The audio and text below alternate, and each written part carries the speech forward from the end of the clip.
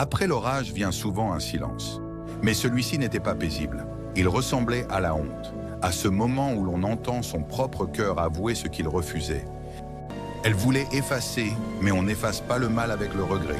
On le détruit avec la vérité. Je rêve encore de mes bébés, je les vois me sourire et s'éloigner. Mon cœur veut pardonner, mais ma bouche ne peut pas dire le mot. C'est trop dur. Tata a tué nos enfants, Sarah. Comment Dieu peut-il nous demander de pardonner cela? Et elle n'en a pas tué qu'un seul, mais une dizaine au moins. Et pourtant, c'est ce qu'il fait pour nous tous. Il nous pardonne nos fautes, nos manquements, nos iniquités. Alors, mes chères sœurs, qui sommes-nous pour refuser de pardonner les erreurs de Tata Monique? Manifestons-lui de l'amour, je pense qu'elle en a besoin. Nous avons souffert, mais elle a également souffert. Toi, tu es une grande folle, Sarah. On devrait t'enfermer dans un asile psychiatrique. Si Tata Monique a souffert, est-ce de notre faute? C'est grand-mère qui est à l'origine de tout ça. Voilà aussi une autre grande instable, elle a détruit la vie de sa propre fille. Après, certains viendront nous dire de retourner servir nos ancêtres? Vraiment, avec une grand-mère aussi inconsciente, je n'irai jamais faire ce genre de choses. Eh, Déborah, toi aussi tu sais être dure quand tu t'y mets. Le pardon n'est pas la faiblesse des saints.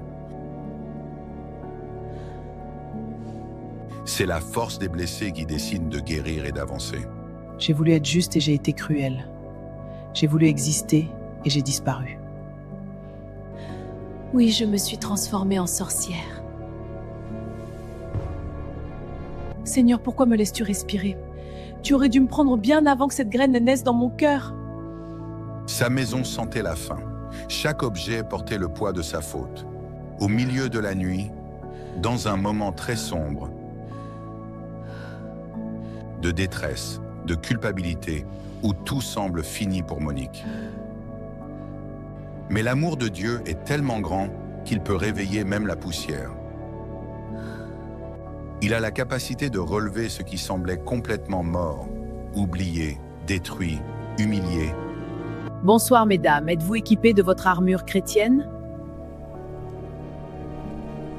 Car ce soir, nous allons prier, nous allons briser les liens. Pas par la vengeance, mais par la lumière. Chaque prière était une épée, chaque mot un feu dévorant. Et dans ce feu spirituel, le mal commença à brûler jusqu'à sa racine. Pardonner, ce n'était pas oublier. Pardonner, c'était briser la corde qui les liait au poison. Mais la corde résistait. Je n'y arrive pas, je n'y arrive pas! C'est normal, ma fille. Le pardon n'est pas une force, c'est une décision. Je décide de la libérer. Je décide de la libérer. Et tandis que leurs lèvres prononçaient l'impardonnable, leur cœur se vidait du venin. Monique prit la décision d'aller chez Stéphanie ce soir-là.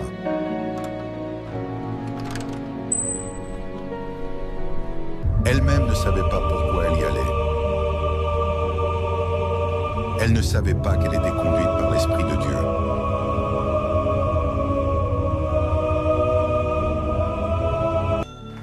Bonsoir Monique, entre donc. Que fais-tu ici à une heure aussi tardive? Je suis venue vous demander pardon du plus profond de mon cœur. Seigneur Jésus, si tu me veux encore, accueille-moi et touche leur cœur afin qu'elles puissent me pardonner. Tata, lève-toi. Moi aussi, je te demande pardon parce que j'ai ignoré ta souffrance. Dieu attire même la poussière vers lui. Pardonnez-moi! Pardonnez-moi, j'ai marché dans l'ombre trop longtemps, ma vie! À cet instant, les chaînes invisibles se brisèrent. La maison du deuil devint la maison de la grâce. Monique confessa tout à sa sœur et ses nièces. Le marabout, la jalousie, le marché, la prière noire. Elle ne cacha aucun détail, parce qu'elle voulait aussi être libre. Chaque mot était un coup qu'elle s'inflige à elle-même. Je t'ai blessé sans le vouloir. Toi, tu m'as blessé en retour. Mais Dieu nous guérit toutes les deux. Je ne mérite pas de vivre. Aucun de nous ne mérite. C'est pour ça que la grâce existe. Dans ce cri, le ciel s'est ouvert. L'amour a pris une forme humaine, et ce qui avait été lié dans l'ombre fut délié dans la lumière. Chaque cri, chaque rire, c'est un miracle. La paix est revenue comme une pluie de printemps. Ce qui avait été dérobé fut rendu au centuple. J'étais une femme dévorée par le rejet et la colère. J'ai blessé ceux que je devais aimer.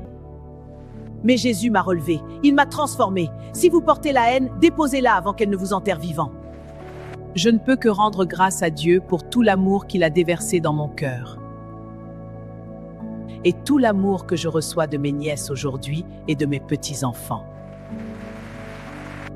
Que toute la gloire te revienne, Seigneur.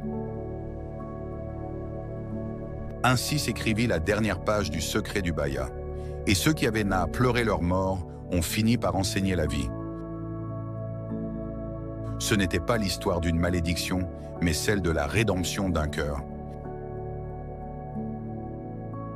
Car ce qui était lié dans la douleur, Dieu l'a délié dans la lumière.